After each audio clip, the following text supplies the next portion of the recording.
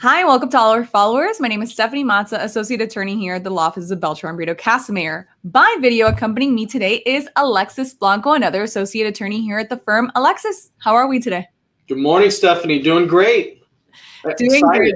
Today we're going to go ahead and be discussing some interesting topics, especially for our English-speaking followers, Alexis. So we're going to be talking about retaining your priority date, changing your preference category, and portability. Huge buzzwords in the immigration community, and a lot of the times no one knows what they mean. So we want to try and clarify them today. As always, you can find us on YouTube, Beltran Brito Casimir. And if you have any additional ideas for videos, please feel free to write to us.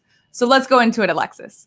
First off, the number one question that we always get is going to be, how do I change preference categories? How do I make it beneficial to me so I could keep my priority date, but make the process go quicker?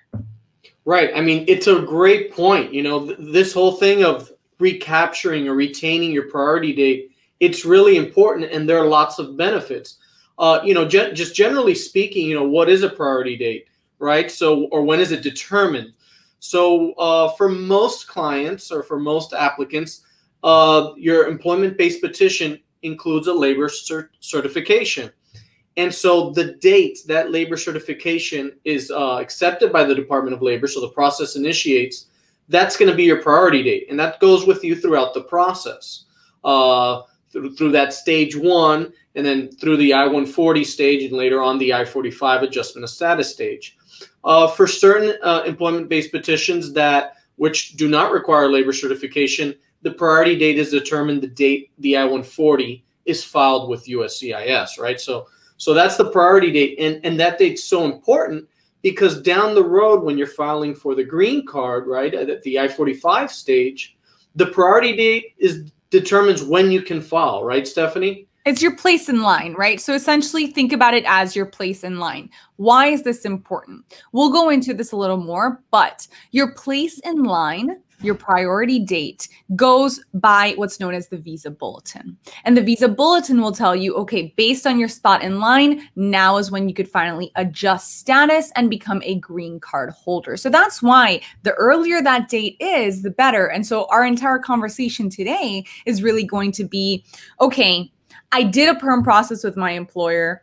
I have a great date, but I'm waiting, and maybe the date isn't moving quick enough on the Visa Bulletin, or I've done some different things in my career that I now want to add, or I'm changing employers. So the question now is, how can I keep the date that is beneficial to me because it's my spot in line, but how can I make it potentially more beneficial for me as far as potentially changing for employer, employee, potentially changing that type of relationship, and potentially changing your preference category.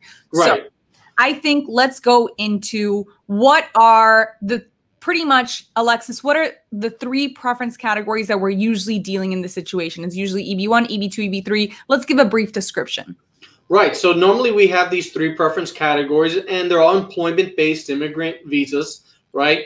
Now, there's a variation, right? So EB1, which we have also subcategories within it, but essentially extraordinary ability visa, right? That's the main one that we get. And there you don't even need a labor certificate, right? And or certification. And guess what? It's current. That visa preference is current on the board. If you're an Indian national, for example, the priority date is September 2020. So if you filed 2 months ago, month and a half ago, you could already file stage 2. Just to give you variation, a second, the visa category under EB2, that preference category, if you're an Indian national, the priority date that they're focusing on and accepting applications for the I-45 stage is May 2011. So it's pretty drastic. It's a 9-year difference. So you really want to focus in on these three preference categories because the dates will change. Now, for the most part, it's current across the board, but there are exceptions, such as if you're from China, for example, as well. Now, I mean, Stephanie, you see all the time that we have a client that, maybe they're not an EB1 caliber extraordinary ability, but maybe they're EB2 exceptional ability, right? And they might be able to have the employer come in, file the petition for them, do the labor cert, everything's approved. But guess what? Maybe now you have to wait to file that I-45 and you're with them for 2 years, 3 years, 4 years. Maybe that company shuts down. What do? That's one reason why, well, we want to retain the priority date. And there's a process for it where either maybe a new company comes in, and if you were in the EB2 category, you could go to the EB3, which today is beneficial for the applicant, right? Because the priority date for an EB3 is actually January 2015 versus May 2011. Or guess what? There was a progression in your career. And now maybe you do have the extraordinary ability, and we're going to get you that EB1. You don't need a petitioner. You don't need to file labor cert. And you will now have a priority date that's basically current, and you can file that I-45 all on your own. No worries. You are self-petitioning at that point. So let's talk at almost a more basic level, which is, in order to be able to do this, we have to remind our clients that the I-140, your first I-140 has to be approved.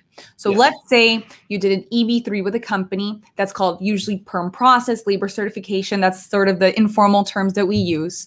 Let's say you did an EB3 with a company and that I-140 was approved. Then exactly as Alexis is saying, either you became someone who could be defined as having exceptional ability. You started writing articles. You started being interviewed. Maybe you accumulated 10 years of experience in your field. Maybe there's suddenly a really, really drastic need for individuals with your profile of the United States of America, which could be an EB2 national interest waiver. So now you have this great, you have an approved an I-140 for an EB3, but it's better to be an EB2 because they get processed quicker. What you can do is use that original date that you had from your EB3, file a new I-140 petition requesting EB2, but still keep the old date. Right? So that's sort of the most basic is remember that you do have to have an I-140 approved in order to be able to use that date on subsequent petitions. And Alexis, there's really no limit, right? We can go ahead and continue to file other I-140 petitions. The idea is you want to file a new I-140 petition in a new preference category to try and take advantage of a new date, right? Exactly. So, it's twofold. One is, hey, I might qualify for a different category. It'll benefit me, and maybe I could do it on my own. I don't need a company anymore. Right. Or maybe you're okay with the company and there is another company that's interested in you and it's the same preference category. That's okay.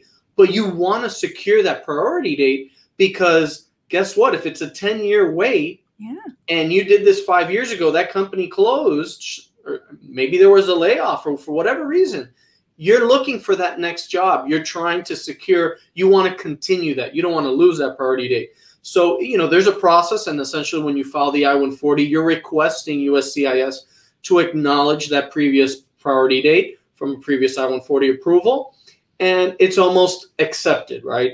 Of course, this new I-140 must be approved. Right.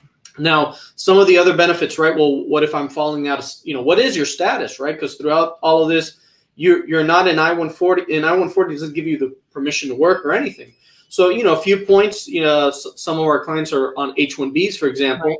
So there's a 6-year maximum. Well, guess what? If the labor cert is pending for at least 1 year, but the I-140 is not approved, guess what? You could request 1-year renewal of that H-1B as you figure this other process out. Right. If the I-140 is already approved, but guess what? The priority date's not there, you could extend your H-1B for 3 years and then kind of continue this process. But, let's fast forward. That's not a concern. I-140 is approved, but the I-45, guess what? You haven't been able to file it, or you were able to file it, and within 180 days or less than that, you have to change employers. Yeah. That's the big one. So what do you do at that point? Right. So let's imagine that's where we start going into we'll go into portability in a minute. But prior to that, AC 21, which is an immigration law, essentially allows you to change employers and retain your priority date without having to file a new labor certification or a new I-140, as long as it's more than 180 days. So the distinction that Alexis is making is If you have been pending for less than 180 days with your I-485, your priority date came up, you're good. You filed that adjustment of status, but your employer drops out. Your employer is no longer able to do this. Your employer goes bankrupt, like Alexis said. You have to go ahead and file a new labor certification, a new I-140. You'll keep the date. You'll keep your adjustment of status open, pending, but you have to go ahead and file a new I-140. Now, that is a lot of work. It's a big process. We're going to have to file a new I-140 and basically move this as quickly as possible so we could still use the adjustment I-485 you already filed.